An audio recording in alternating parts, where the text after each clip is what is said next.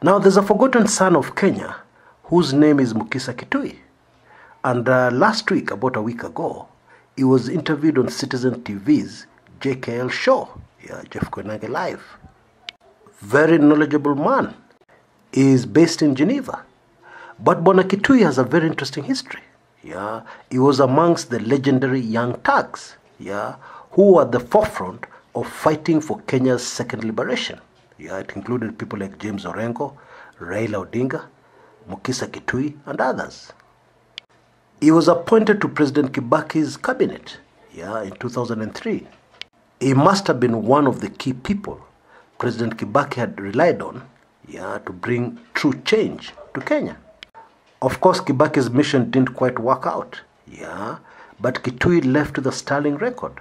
No scandals linked to him, no corruption deals he ever did. This is one of the really great Kenyans.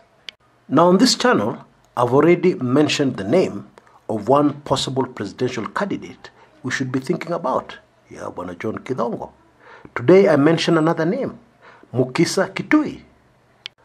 Not only does this man know what needs to be done, his international exposure, and even if you heard the way he talked on this show, makes him a very possible candidate for Kenyans to look at.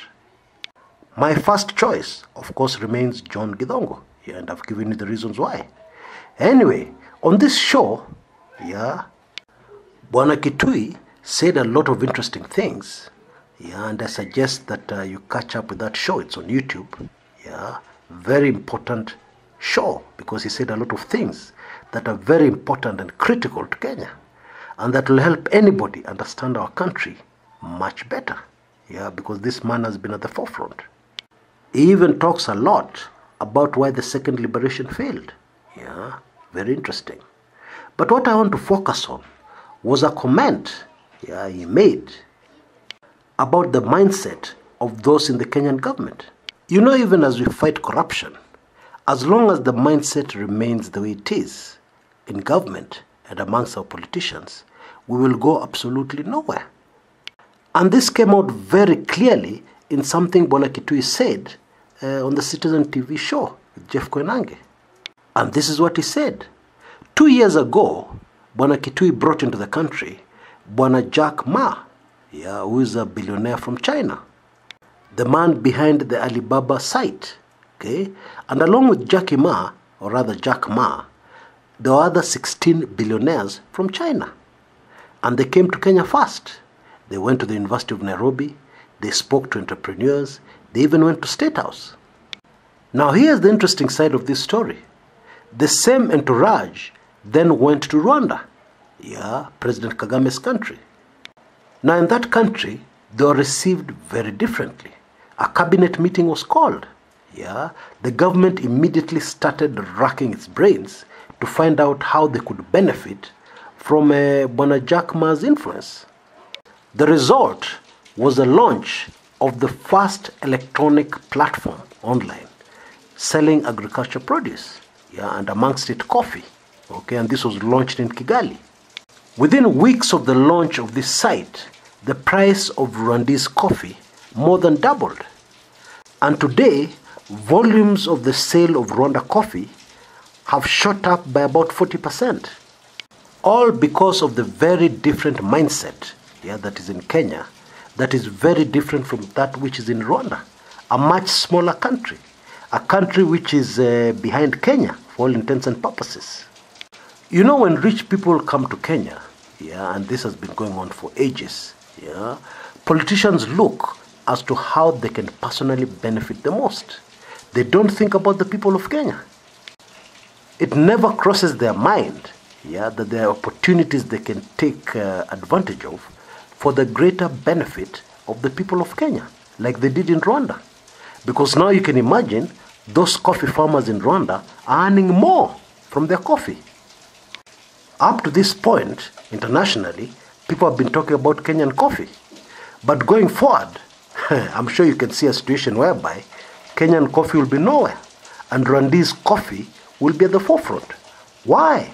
Because of the mindset of the government of Rwanda and the politicians there, and especially their president. Now it is true President Kagame has been accused of human rights abuses. Others call him a dictator, a benevolent dictator. And it is true democracy is precious. We preach democracy on this channel. However, the benefits to the people of Rwanda, just because of the mindset of the government, cannot be ignored. We have heard stories in our country of how investors have been turned away because they refused to pay a kickback to a certain government official. Whole factories which would have provided jobs for very many jobless Kenyans have been relocated to other countries. Why? Because the potential investors said they just couldn't handle the corruption in Kenya. We used to have a man called George Saitoti who was a specialist when it came to investors. Because what would happen, it is said he would have meetings with an investor, and then he would send his man to the investor's hotel later. Tell him, fine, your deal will go through, but this is the kind of kickback you'll have to pay back. So that officially, you didn't hear the professor saying anything. But in the background, there was his man, going after that foreign investor, begging for a kickback, demanding a kickback. Ignore the noise in the background, it's raining. And rain is a blessing anywhere, especially in Africa. This is very sad, and you can almost imagine the conversation that must have been going on in high places when Jack Ma came to Kenya. Huyu mtu ni mtu gani? Ni ule mtu wa ile website. Hapa hakuna kitu. Huyu mtu ajenge SGR. Si mtu wa dams, he doesn't have any dam expertise. He doesn't have a construction company, a road construction company. He doesn't build roads.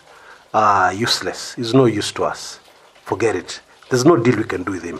Now what can we really do with him? Hapo hakuna kitu. Wachana nao Chinese. Hata hiyo jina yake ni funny. Ati Jack Ma. Yeye ni mama ya nani? And meanwhile, the country called Kenya goes to the dogs. And some of the people who would have been having a discussion like this one are the ones at the forefront, talking about the fight against corruption and how it must be won. However, their mindset has not changed. They have always been programmed on how to look for a place where they can get a kickback. Reprogramming them so that they can think of the greater good of Kenyans is impossible. And that is why, it should be rather obvious to all Kenyans that what we need is a complete change of guard, complete change of the kind of individuals we elect into office. The characters we have at the forefront of Kenyan politics will never change. We need to completely forget about them. I think it is fair to say anybody who stands up and says that he wants Raila Odinga to be the next president of Kenya is out of their mind. Anybody who stands up and says that they want DP William Samoei Ruto to be the next president of Kenya is crazy. You mean after all the stealing that Kenyans have seen is going on, after all that we have been through as a country, we want to do the same things and expect different results? You're just crazy if you think like that. Folks, we urgently need to start thinking about new names. New names like Mukhisa Kituyi, John Githongo, Gitobu Imanyara, such people. People who have a track record, that proves they can bring real change to Kenya. Yeah, and real change includes a complete change of mindset. I highly recommend these MCAs who are always going for benchmarking tours abroad in the US, Europe, wherever, should now go to a cheaper place. Our neighbors here in Rwanda. Yeah? Maybe that will be the beginning of a change of mindset. Until next time, this is Chris Kumekucha.